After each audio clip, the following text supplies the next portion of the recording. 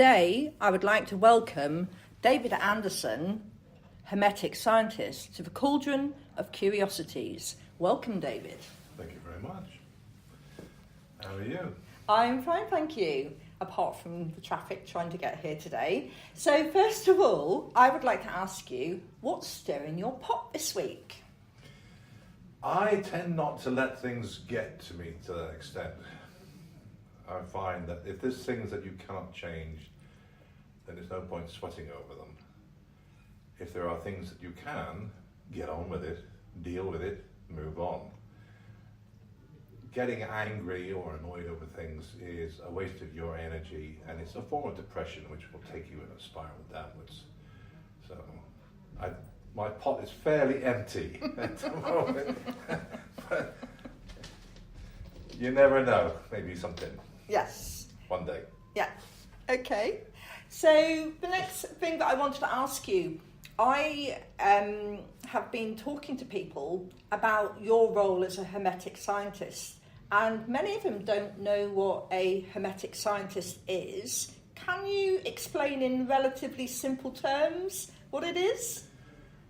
Simple terms. Wow, okay. Nothing simple about it. It is a very, very ancient system. It's shamanic in origin. It's become known as Hermetic by the Greeks much later on, but it is a system of understanding the natural world and its effect on the human condition, and how things work, not only within but also without.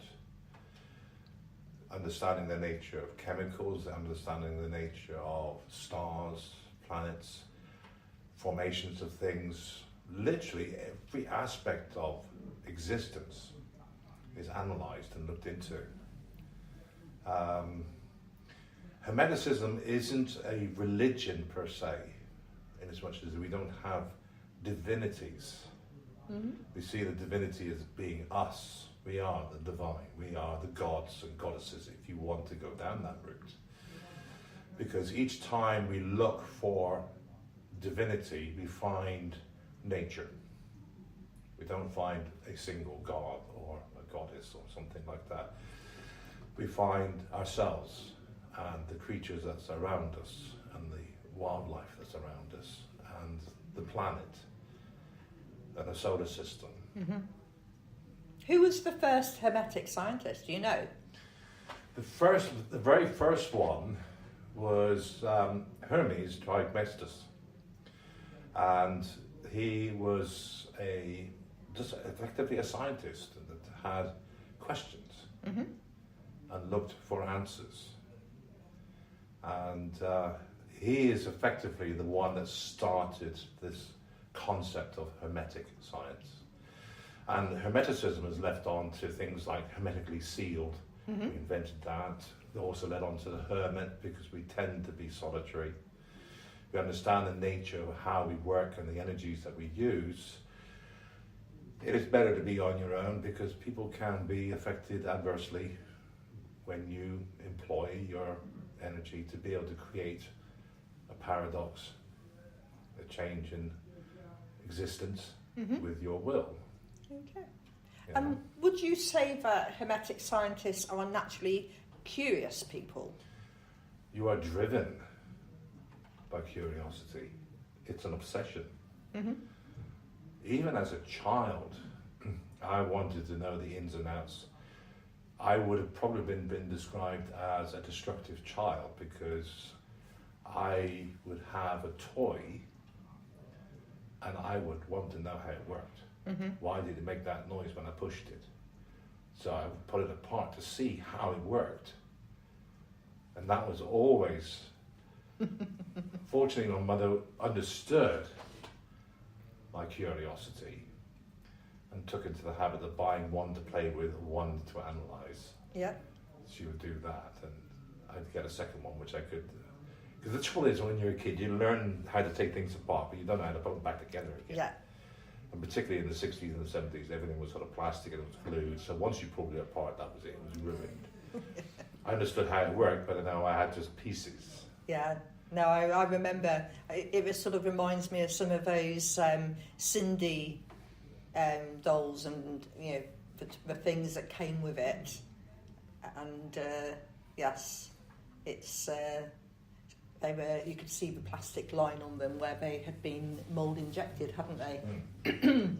So, when would you say that your pathway as a Hermetic scientist started? On that, I'm very, very lucky in as much as I was born into a pagan family. The Highlands of Scotland, in particular areas, is still very pagan. As much as Christianity came into Scotland, Scotland is like Ireland. There's pockets of paganism that went on and continued ever since. Because Scotland is Catholic. Because the Church of England is Catholic, like Ireland. And a lot of the Scots people are actually Irish. So they brought with them that paganism, and it stayed. And fortunately, my family was all part of the pagan. We're actually in a place called Esig, which is now a suburb of Inverness. But it's not that far from East Boleskine, which is where Crowley's place was, because he found that he could focus there because the people around him were Hermetic. Although Thelema is a form of Hermeticism, it's more religion-based than science-based. So we've always had that. So my start was always one of pagan, which always brought me into contention with my primary school, which was St. Mary's Roman Catholic Primary School, run by nuns. Yeah. So what was the first thing that you did that you consciously know was following that pathway? Asking my grandmother at 12 to teach me her ways. And that's her pendant.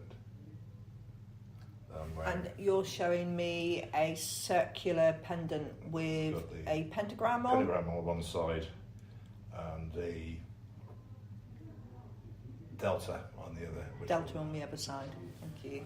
Is, so how old is that pendant now? That's over 150 years old now, because that was her mother's. And because I was raised by my grandmother after the age of 10, because my mother died at 10 when I was 10. So she became my legal guardian. And what did your grandmother say when you asked her to teach you? She hesitated because my family's got a very strange history. For some reason, only girls appear all throughout the generations. Boys, if they do, don't live long and they don't do well. But girls, no problem all the way through. So my mother is one of 7 sisters. My grandfather kept on at my grandmother every couple of years, hoping for a boy, which never happened. My mother, knowing the history of the family that they only ever had girls, ended up having me. I was the fly in the ointment. I was the one that wasn't expected. Yeah. So nobody really knew what to do with me because the knowledge had always been passed down from women, mother to daughter, grandmother to granddaughter, so on.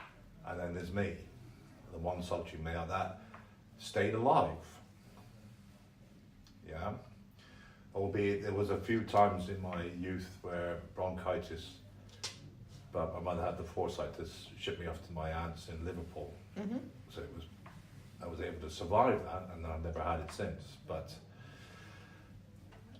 asking my grandmother when I was age 12 if she would bring me in and start to teach me.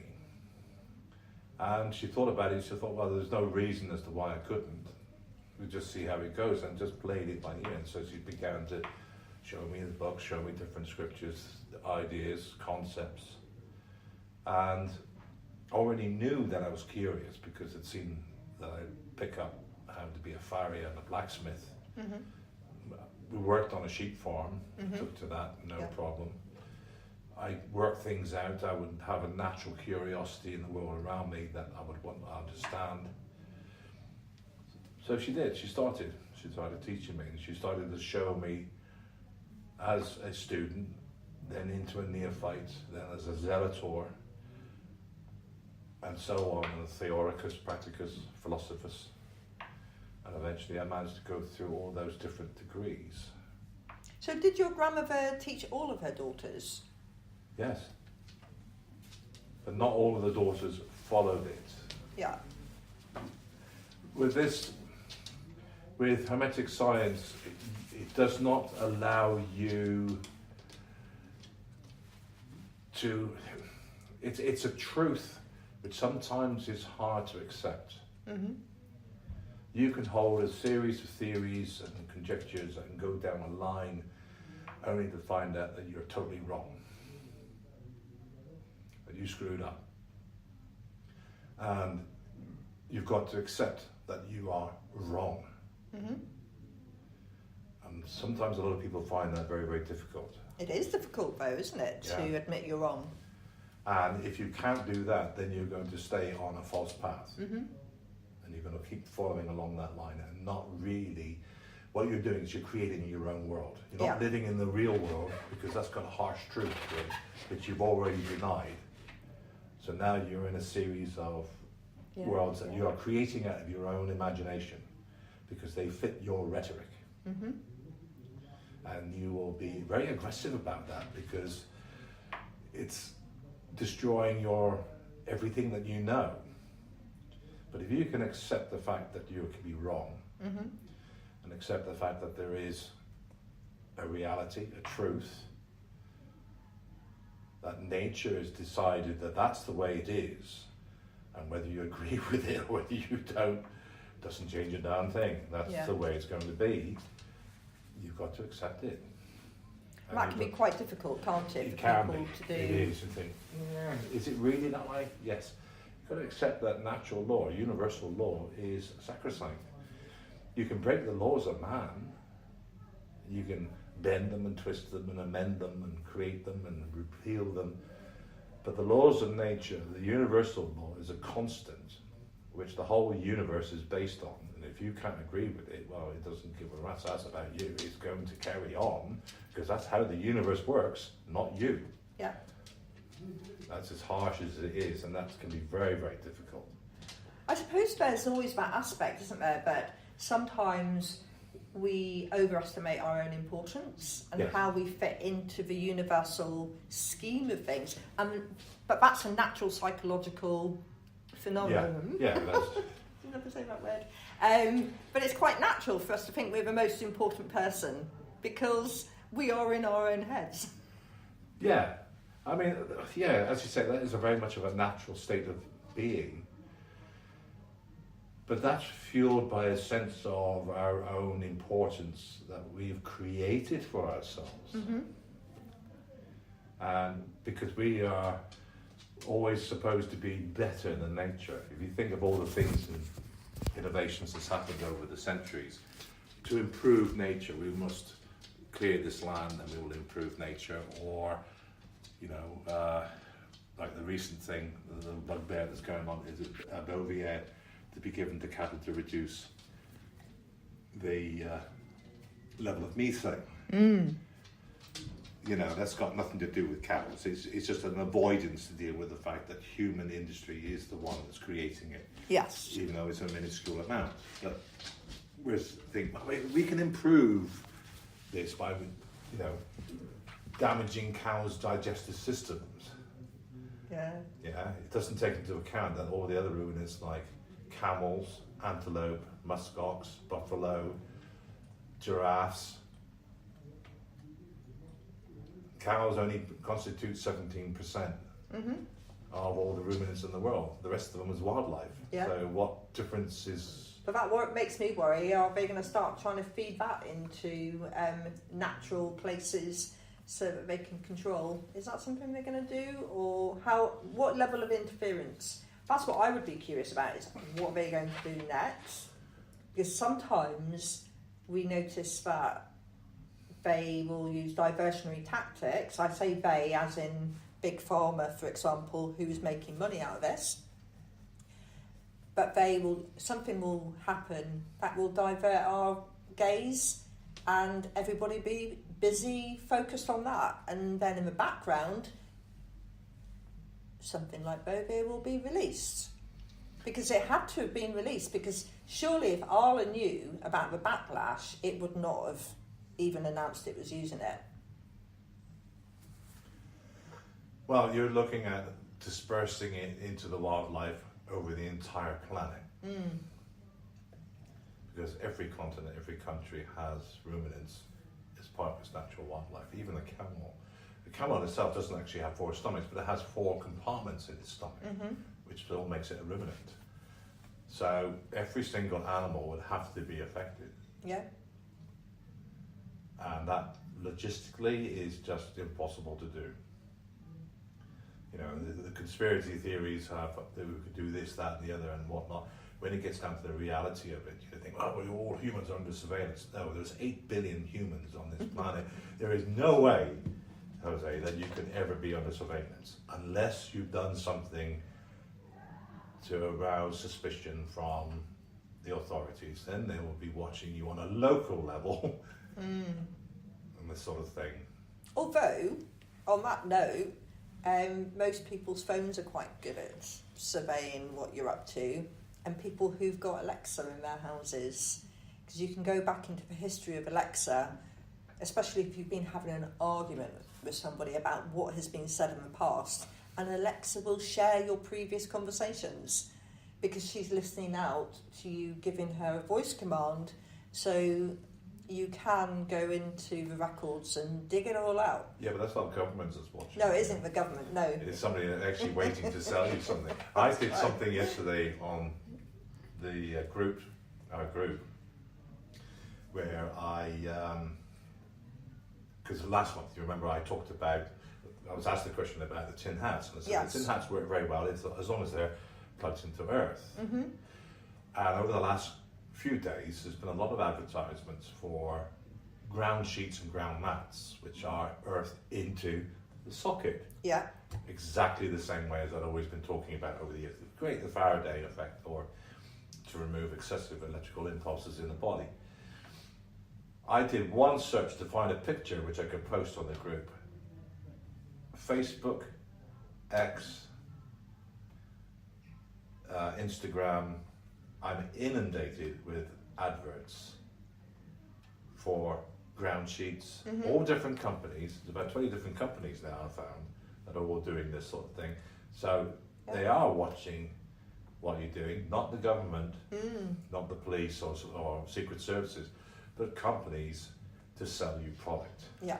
And most people, when they go onto a website, the website's privacy policy includes a statement around your data being used for marketing purposes, and how many times do people actually go in and have a look and see what they're agreeing to when they sign up.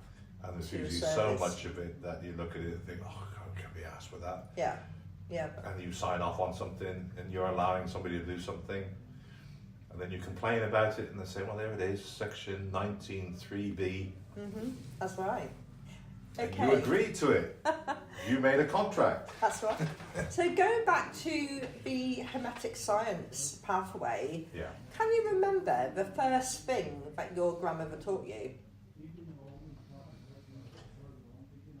Yes, I can. It was how to keep myself safe Mm-hmm. mentally. Are you able to share that? It was I mean, you've got to realise that she's talking to a 12-year-old, 13-year-old Mm-hmm. teenager who's still a bit skitsy and excited about it all. But she showed me that if you are calm, quiet, you see more, you hear more, you can smell more, you can taste more, and you feel more. You've got 5 senses. You are more aware of them when you are still. When you are moving and agitated and whatnot, then everything's happening around you and you are oblivious to it. So she taught me stillness. And that stillness allowed me to be aware of what was going on around me. And interesting enough, it was an absolutely brilliant lesson to learn from when I went into the army. Yeah. To have that stillness, not moving, to be quiet. But it's also a shamanic practice as well, isn't it? It is a very ancient shamanic practice to have that stillness. Yeah. Let the world move around you. And as you go with the world, you can see it unfolding and unrealized. It's a hell of a high when you actually get into that shamanic state of total stillness. It's surprising what will come into your area once you settle in. Wildlife and insects will come in investigating because they know you're there, but you're no longer a threat. Yeah. And I found that, I found it really enjoyable and enlightening on what was happening around me. And I have actually tried to do it with a dog attached, which can be interesting, but eventually it was challenging. But he actually settled into it eventually. And I thought that he wasn't engaging with the process. And then one day, I don't know why, I stopped what I was doing and I looked and he was stood still on guard. So he stopped being the aggressor and he was just waiting on the outer part of the space, completely still, whilst I was doing whatever I wanted to do. And it allowed the energy to completely change. And I realised he had changed from being constantly twitching and going, oh, there's a bird or a mouse, I'm going to go and pounce on it, to going, you're doing something, I recognise it, and I'm just going to be still and allow it to happen. But just in case, I've got your back. You know, so all animals do it. They all have that moment of stillness, of calm. No matter what they're doing, if preparing to hunt or preparing to escape from a hunt or having escaped, they have this ability to be able to just be still and to release all that sort of negative energy that may be as a result of trauma or fear because they have been hunted by something. They release and they become that still. And you can see the physical changes in them. Yeah. Where you see like a young deer might be running from a fox or something like that. She will get to a point where they all go still. There's that release, and suddenly they're all back to being skippity hop. Their emotions have changed. They are in a completely different mindset, and they are free. Yep. They're also free of the trauma of the event that happened before. So they're not carrying that forward with them. It's now there's a line, move forward. Yeah. And we have that. We're animals too. Yes. We're part of subset of apes that have lost our fur. Animals are very good at living in the moment, though, aren't they? Yes. And it's interesting how some are better at not looking back than others.